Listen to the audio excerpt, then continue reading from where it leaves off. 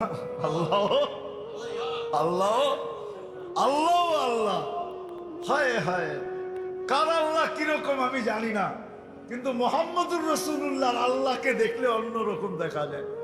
হায় হায়, আমি মনে হয় বুঝাইতে পারি না আপনাদেরকে। আপনি বলবেন পৃথক করলেন কেন? না, এটা পৃথক না, এটা অন্য জিনিস বুঝাইতে চাইতেছি।